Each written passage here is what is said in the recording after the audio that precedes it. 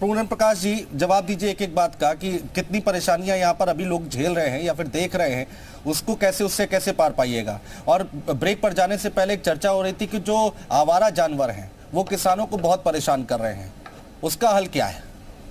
Thank you. मैं उसी पे अभी मनोज जी ने कहा, आपने भी कहा, हाँ। श्रीवास्तव साहब जी देखिए कि जो छोटा जानवर है ठीक है किसान को परेशानी हुई, लेकिन मैं ये आपके चैनल के माध्यम क्लियर बताना चाह रहा हूं, जो हम गाय को अपनी माँ मानते हैं, गौ माँ, और गौ माता को हम पूछते हैं, उसका जो गोबर से लेके हर हमारे ब्रज को मैं रहता हूं, मैं मथुरा में रहता हूं, और मथुरा के अंतर्गत हमें गौ को माता कहते हैं।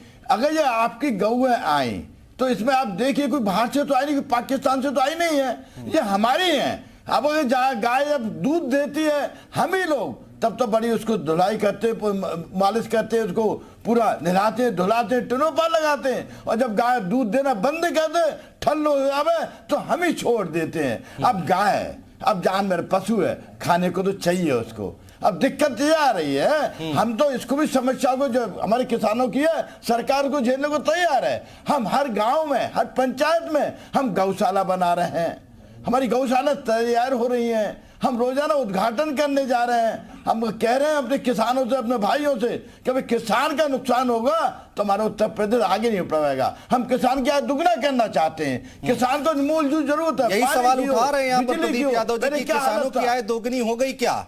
उन्होंने सवाल किया था आपसे। दुगनी? जी जी, जब मैं वहीं आ रहा हूं, मैं आप देखिएगा पहले क्या हालत थी, पूर्ववर्ती सरकार में क्या हालत थी, मैं उसमें नहीं जाना डिटेल में, लेकिन ये आप मानेंगे पहले 8 घंटे भी बिजली नहीं आती थी किसान को, 6 घंटे भी नहीं आती थी। आज बिजली आने के बाद जाती नहीं है। हम 20-20 घंटे किसानों को उसमें देहात में बिजली दे रहे हैं, जिससे उसकी फसल को नुकसान ना हो। हम जो पढ़ने वाले थे, प्रदीप यादव जी जवाब दीजिए। पूरा ध्यान दे रहे हैं। हाँ, सरकार इतना ध्यान दे रही है, यहाँ पर बता रहे पूरन प्रकाश जी, गौशालाएं खोल रहे किसानों के लिए, बिजली पहले आती नहीं थी, अब बिजली आ रही है, उद्घाटन कर रहे हैं, लेकिन बिजली की ये स्थिति है कि कमजोर वर्ग का आदमी बहुत परेशान है। लंबे लंबे बिल, इतना ज्यादा महंगी बिजली उत्तर प्रदेश में है, किसी प्रदेश में नहीं है। और सबसे बड़ी बात ये जो गाय की कह रहे, गौशालाएं खोली हैं, गौशालाओं में गाय बीमार है, बहुत कमजोर है, मर रही है, और कह रही हम गौ को माता समझते हैं। जब गौ को आप माता समझते हैं तो उसका ढंग से उसकी व्यवस्था करो, उनके चारे की व्यवस्था करो, किसान के खेत कम से कम उजड़ने से बच जाए। जमीन पे देखो टेना का टेना निकलता है, जिसमें कम से कम 200-200, 300-300 गाय और सांड निकल के जाते हैं। किसान अगर जरा भी चूक गया तो पूरी फसल नष्ट हो जाती है। तो इन्हें ध्यान देना चाहिए किसान पे। अगर किसान की आधी भी स्थिति नहीं रही, किसान की मजदूरी बढ़ गई, पूरी रात उसका पूरा परिवार रखाता है खेत, इन्हें सोचना चाहिए इस बात पे।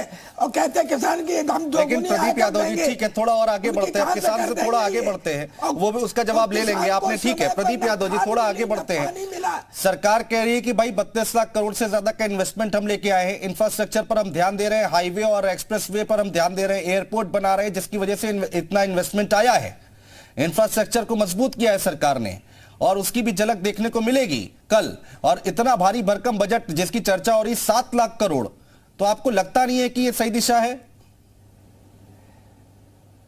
इंफ्रास्ट्रक्चर की जिसकी ये बात कर रहे हैं, जैसे इन्होंने एक बुंदेलखंड एक्सप्रेस बनाया, उसके साथ जितनी साइड रोडें थी, बड़े बड़े डंपर चल के सारी साइड रोडें टूट गई, खत्म हो गई। और वो आपका जो रोड बना है वो भी अभी तक पूरा नहीं हुआ।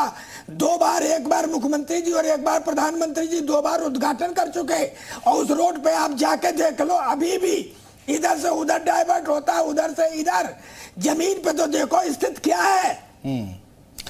पूरन प्रकाश जी जवाब दीजिए, समाजवादी पार्टी के विधायक का। श्रीवास्तव साहब, मनोज जी से मैं अनुरोध करूंगा कि खाली आप जो सरकार की विपक्ष की भूमिका से निभा लेते हैं आप, लेकिन धरातल में मानेंगे आप, देखिएगा जो 20-20 साल से कभी सड़क बनी थी, विभिन्न विभागों ने बनाई थी, कोई मेंटेन करने वाला नहीं था। हमारी सरकार ने 2017 से उन सड़कों को टच किया, चौड़ीकरण किया, विशेष मरम्मत कराई, नवनिर्माण कराई, और जितना काम 6 साल में आपकी सड़कों का, रोडों का, आपके हाईवे का हुआ है, इतिहास गवाह है, आजादी के बाद इतना कभी काम नहीं हुआ है। और इतना ही नहीं, अभी तो आप हमारा कल बजट आ रहा है, आप देखिएगा मनोज जी, मैं श्रीवास्तव साहब इनसे हमें अपील जरूर करूंगा, देखिए करिएगा, आप क्रिटिसाइज करिएगा, अब विपक्षी की भूमिका में, लेकिन सरकार का जो काम हो रहा है वो आपको अप्रिशिएट करना चाहिए। उत्तर प्रदेश की 25 करोड़ जनता ने 2017 में जनादेश दिया, और अच्छा जनादेश दिया, हम 400 में 325 में पहुंचे। अभी 22 में 10 महीने पहले दोबारा चुनाव हुआ, उत्तर प्रदेश की जनता ने हमारे कार्यों को, हमारी नीतियों को उसमें मनोज मौर्य जी, मनोज मौर्य जी, ठीक है, मनोज मौर्य जी, ये बिजली के बिल की देखिए चर्चा फिर से हो रही है कि किसानों का जो बिल आ रहा है, यहाँ पर समाजवादी पार्टी के विधायक कह रहे हैं इतना ज्यादा आ रहा है कि लोग भर नहीं पा रहे हैं, उसकी तरफ ध्यान देने की जरूरत है क्या?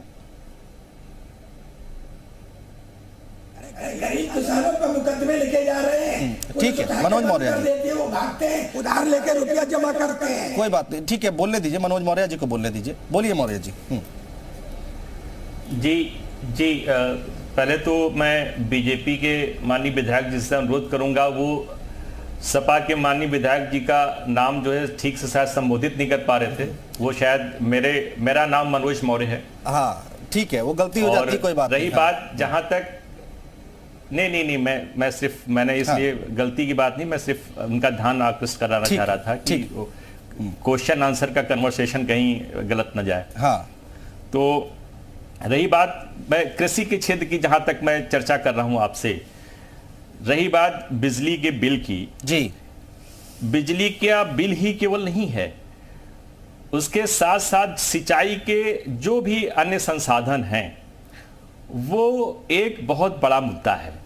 चाहे वो डीजल हो, आज की डेट में सामान्यतः माना जाता है कि गेहूं की सिंचाई में सबसे कम पानी लगता है, लेकिन आज गेहूं की सिंचाई इस वर्ष जो है उसको जहां पे 3 या 4 पानी लगा करते थे सिंचाई के लिए, आज उसको 5 और 6 पानी या 7 पानी 8 पानी तक उनको लगाना पड़ेगा। डीजल का भाव आपको मालूम है 100 रुपए प्रति लीटर लगभग पहुंच गया है। तो इस तरीके से जो किसान की आमदनी और उसका जो खर्च है, हाँ, वो शायद हमारे जो पैनल में अर्थशास्त्री हैं वो बेहतर बता पाएंगे आपको, लेकिन मैं तो किसान की बात कर रहा हूं, तो वो बड़ा जो है अच्छा वो नहीं है उसके लिए। महत्वपूर्ण बात आप कह रहे हैं, एपी तिवारी जी हैं, उस पर जरूर प्रकाश डालेंगे। एपी तिवारी जी, ये जो खर्च है और जो आय हो रही है, 2 लाइन और आपके साथ बोलिए मौर्य जी, बोलिए, कंप्लीट कर लीजिए। हाँ, चर्चा कर रहा हूं जी। जहां तक बात रही कि किसानों के लिए जो छुट्टा जानवर की बात कर रहे थे, माननीय विधायक जी का मैं बड़ा सम्मान करता हूं, मथुरा से जो हैं, उन्होंने जो कहा कि गांव, ठीक है, निश्चित तौर पे हम लोग गौ भक्त हैं, गांव वास्तव में हमारे माँ के समान ही है, हम लोग उसकी पूजा करते हैं, लेकिन उसमें निश्चित तौर पे बहुत से ऐसे, चाहे किसान हो या जो भी गौ पालक हैं, उनकी ये कमियां हैं कि अगर उसको छुट्टा छोड़ देते हैं, निश्चित तौर पे उनकी ये कमियां हैं और उनको सुधारना चाहिए। लेकिन जहां खाली गाय ही नहीं है, गाय के अतिरिक्त अन्य जानवर भी हैं। सबसे बड़ा मुद्दा एक नील गाय का है।